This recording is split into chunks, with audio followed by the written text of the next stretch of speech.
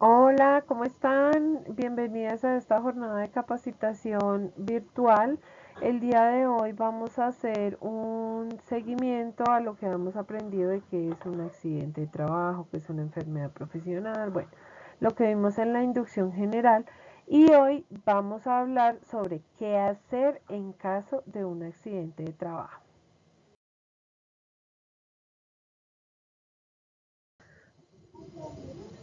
Para iniciar, entonces recordemos un poco qué es un accidente de trabajo. Lo veíamos en nuestra capacitación anterior, el accidente de trabajo es todo suceso repentino que sobreviene con ocasión del trabajo, que produce una lesión orgánica, una perturbación funcional, invalidez o pues en un caso más grave y que ojalá nunca nos toque, pues la muerte. Lo clave aquí es que es un suceso repentino que se ocasiona de acuerdo a la actividad que hace la persona dentro de la empresa o también bajo las órdenes del jefe dentro de la empresa, no necesariamente haciendo una actividad, pero sí bajo las órdenes del jefe dentro de la empresa o fuera de la empresa, por ejemplo, si estamos en misión visitando a algún cliente o entregando algún pedido, que en ese caso pues la empresa tiene y asume los gastos de transporte, en ese caso también es accidente de trabajo. Y también es accidente de trabajo lo que hacemos en actividades deportivas en representación de la empresa.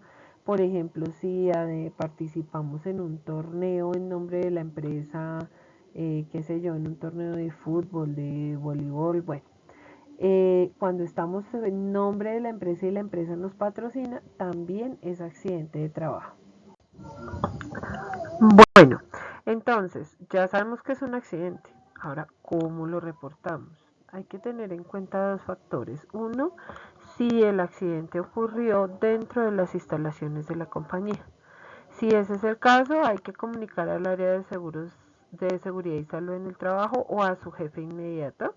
Ahí ustedes encontrarán mi número de teléfono en esa presentación que están viendo y de acuerdo a lo que ellos digan seguirán las instrucciones para llevar a cabo la atención básica primaria del accidente. Si no ocurrió dentro de las instalaciones de la compañía, entre a evaluar si necesita que la persona sea trasladada en caso de urgencia.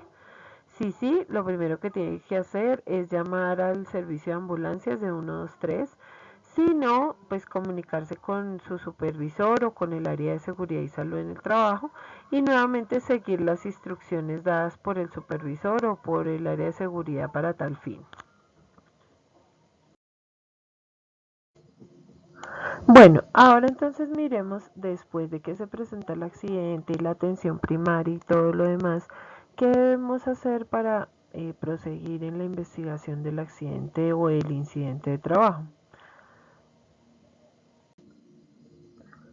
Para empezar, es importante saber que todo accidente se debe investigar, ¿sí? Y que debemos seguir un total de 6 pasos dentro de ese proceso. Entonces, el primer paso es la atención médica inicial, que es la que ya hicimos, de llamar al 123 o de reportar el accidente para garantizar la atención médica de las personas en algún hospital o en algún centro de atención básica de acuerdo a las necesidades.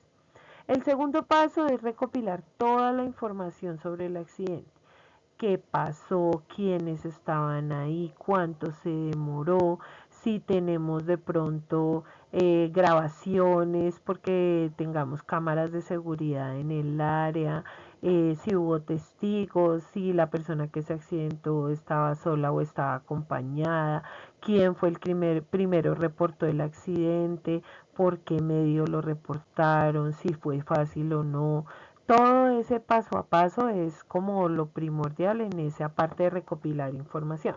Una vez recopilada la información, hay que analizar las causas de ese accidente. Entonces, si miramos las grabaciones, no es que mira, había un reguero de agua, o es que mira, dejaron un cable de la máquina que enredó a la persona, o no, es que ella acomodó el paciente de manera inadecuada en la camilla o no, es que ella hoy llegó enfermita y no nos dijo nada y además de todo pues después con el paso del día se indispuso más y por eso de pronto se accidentó. O no, es que ella está trabajando con nosotros, pero está haciendo otro trabajo en otro sitio y también eso la pudo haber desconcentrado. O de pronto si podemos llegar a un análisis más profundo, no, mira, es que ella tiene problemas en su casa, o él tiene problemas en su casa, ha venido un poco desconcentrado, su hijo está en problemas en el colegio o tienen problemas de dinero. Bueno, sí, analizar las posibles causas de ese accidente para poder detectar qué es lo que sucede. Luego se determinan las acciones correctivas para esa situación. Si está en nuestras manos resolverlo y evitar que se vuelva a presentar. Y luego, pues lo importante es informar y administrar la documentación de soporte para luego hacer seguimiento a las acciones correctivas, que si nos comprometimos como empresa de pronto a, no es que vamos a arreglar ese cable para que no quede por el piso. Entonces, sí lo hicimos, cuándo lo hicimos, cuánto nos demoramos, cuánto nos costó. Todo ese proceso hay que hacerlo de manera muy relevante. Bueno, chicas, eso es todo por hoy. Es algo muy básico y totalmente descriptivo, muy por encima del proceso del accidente.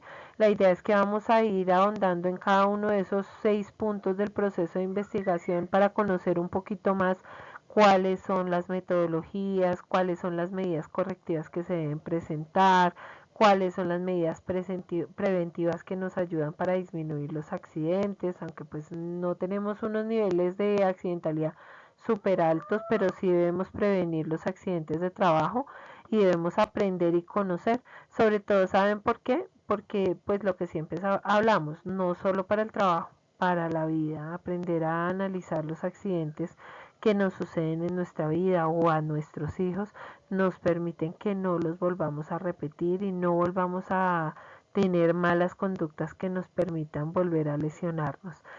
Muchas gracias por su atención. Las invito por favor a que realicen el registro de la capacitación y resuelvan una evaluación muy sencilla de unas cuantas preguntas para hacer el seguimiento a este proceso. Que tengan un excelente día. Adiós.